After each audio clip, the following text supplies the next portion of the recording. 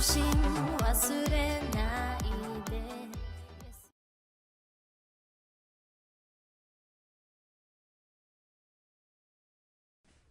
Well, hello everyone! Welcome back to Running Otaku. I am the Running Otaku, and today is a very special day.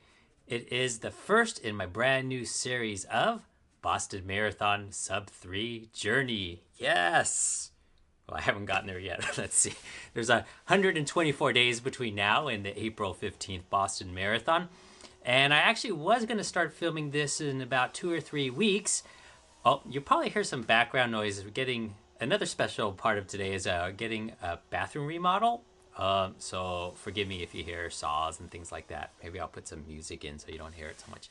Anyways, I was going to start this in a couple of weeks as I was researching training plans and what to do, and wanted to give myself about 14 weeks or so of training. But I came across a really good training plan, which I'll talk about in just a second. And there's no better time than the present, so I decided to go ahead and get started today. Okay, well, first, a little bit of background about my marathon experience before talking about this journey. So I ran my first marathon when I was, I don't know, probably in my mid-30s. So, no, late 30s. It was a while ago. Anyways, I was in pretty decent shape, but there was a forest fire where I was living in Pasadena, California at the time. So the race got canceled, and I ran a few weeks later, and my conditioning kind of got thrown off, and I did, I think, 3:30 something. And then my second one was what was it? It was the LA Marathon, and there was a headwind most of the way, and I ran too hard and tanked, and I think I did right around 3:40. And then I went back to where I ran my first marathon ultimately, which was Carlsbad, California. Was in pretty decent shape and ran like 3:24, and I was actually happy with that at the time, and I think I was around 43 or so. And then I moved to Asia, to Japan and Bali, and a whole nother story for another episode. But I came back here a year ago and started training again in December of 2017. And then in April of 2018, I ran what marathon was it? The Eugene Marathon at University of Oregon. And that went really well. That was a 3:09. So this is a big goal for me to go sub-3. It's a 9 minutes off my PR from 8 months ago or so. But I'm really confident I can do it with two important points to make sure. One is I need to stay healthy. I keep getting sick. I think I just got used to the Bali warm weather. And two, I need to keep from getting injured. As a master's runner, and I'm 48 now, that's always seems to be the number one concern, is just don't get injured. So I don't want to be too close to that kind of razor's edge of training really hard and getting injured. And so all those factors went into my decision for the training plan I'm using for this cycle.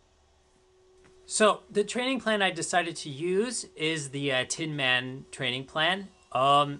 And just so you know, there's lots of training plans. So when I ran my marathon last year, I used this book from Jim Vance, Run with Power.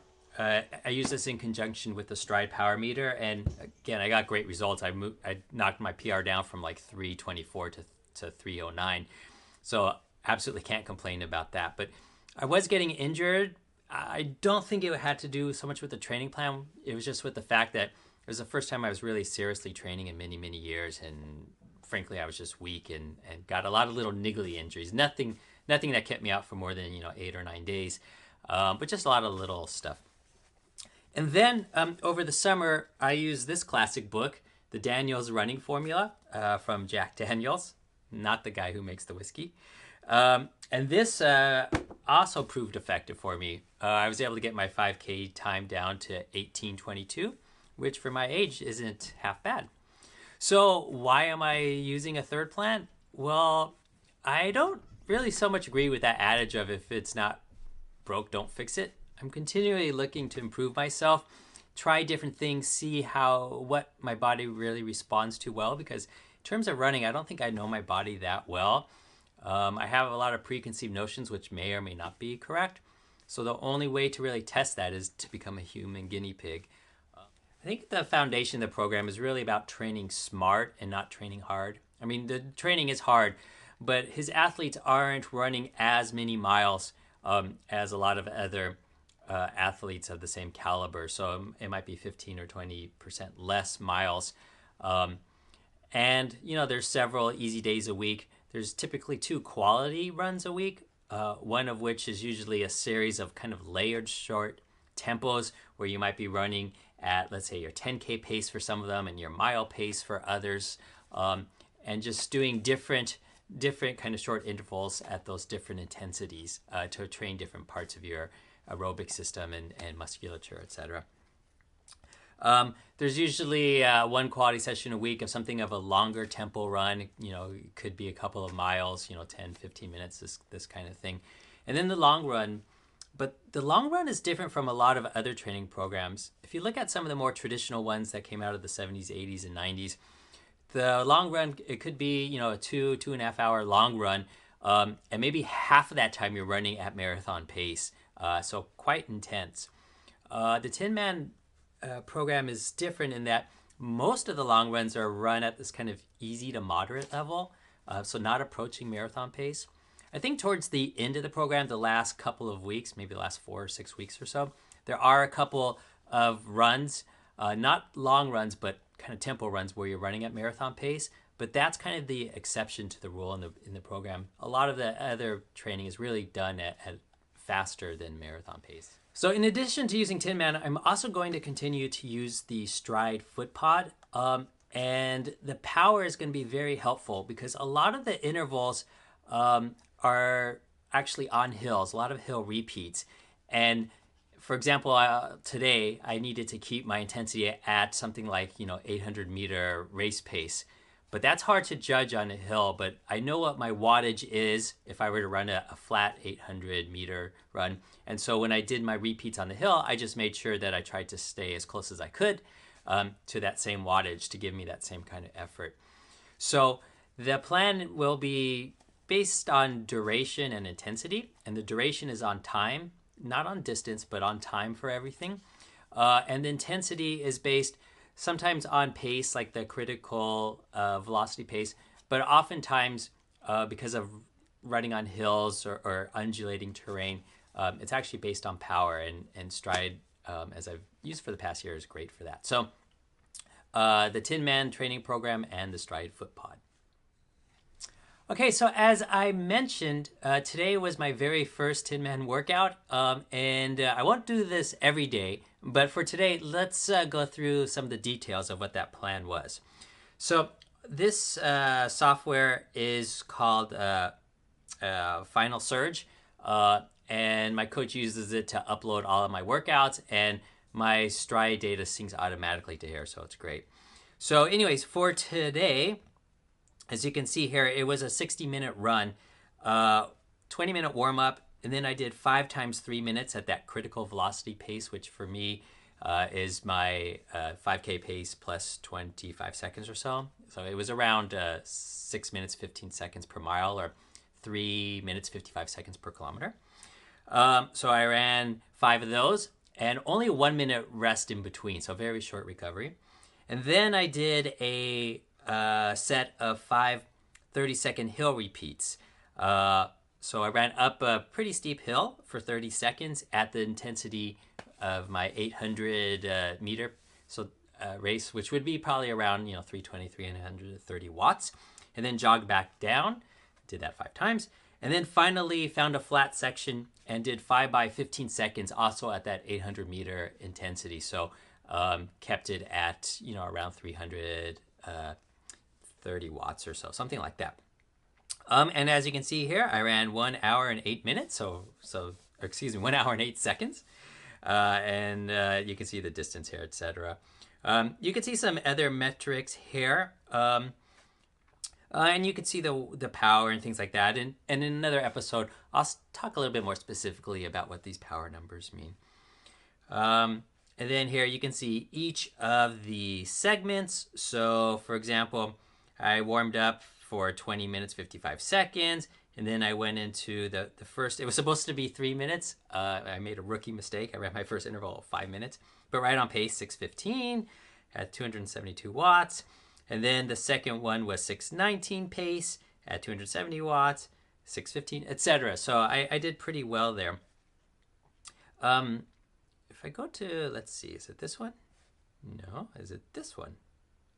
What do I want to show you? I want to show you some charts. Oh, here we go. Okay, so let me start here. So this first chart is my pacing, and as you can see, let's see, can I touch this? Yeah, I can touch this. Okay, so let me zoom back out. So this is the whole workout, and you can see these are the first of those 5 longer intervals, the first one, the second one, the third one, the fourth one. So the pacing is right on. As I mentioned, I average about 6:15. Then I went right into those 5 hill repeats. There's some crazy spike here. It's just a data anomaly. Happens sometimes. But here's the 5 spikes here. And then I did the last 5 on flat, and you can see these kind of spikes here. So when you look at pace, it's a little bit hard to tell what I did, but if we switch to power, it becomes a little bit more apparent. So you can see, again, these first kind of 1, 2, 3, 4, 5 intervals that were done right at 6:15 per mile pace. And then I did the hills, and the hills I did too hard. As I mentioned, I was supposed to go about 320 or 330 watts, but you can see I hit like, let's see if I can touch this, 383 watts, like crazy. So again, another rookie error. I went too hard on those uphill repeats. I need to bring those spikes down to closer to that 320 level. But the last 5 here on the flat, I was pretty close, right about where I should have been for that 800 meter effort. So those are good. My first 5 reps were good. It's just these hill repeats I'm going to have to learn to get a little bit better. Focus on maybe slowing down just slightly and having really good form. You can see other things. You can see cadence. Cadence, well, there it is. Heart rate. So here's the problem with heart rate, because you can, in many cases, use heart rate as a substitute for power for training and base everything off, percent of max heart rate. But there's so many issues that go into heart rate that could affect your maximum heart rate from day to day. It could be the time of day, it could be what you ate, it could be the temperature outside. All these can have minor impacts on your maximum heart rate for that day or that specific workout.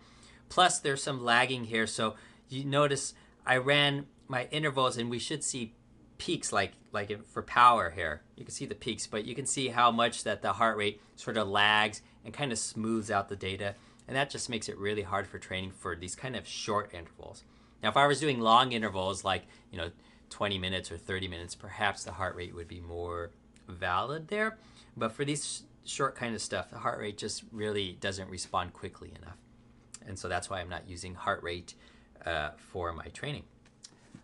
So that's my first Tinman training run. I was super happy with it. It's a lot of fun training at different paces. It just feels nice to run quickly, stretch out the legs, work on the form, and just feel the wind on your face at a intensity that's stronger than just that kind of slogging it out day after day at marathon pace or a little bit slower, whatever. So I'm really excited about this training program. Today was just the first day. Let's see how it goes. Again, I'm a little bit worried about injuries and sickness, but I'm doing everything I can to prehab and prevent all that bad stuff from happening. So that's it for today. I want to thank you so much. If you haven't done so already, please subscribe to my channel so that you'll be updated each time I provide a new episode to this Boston Marathon sub 3-hour journey.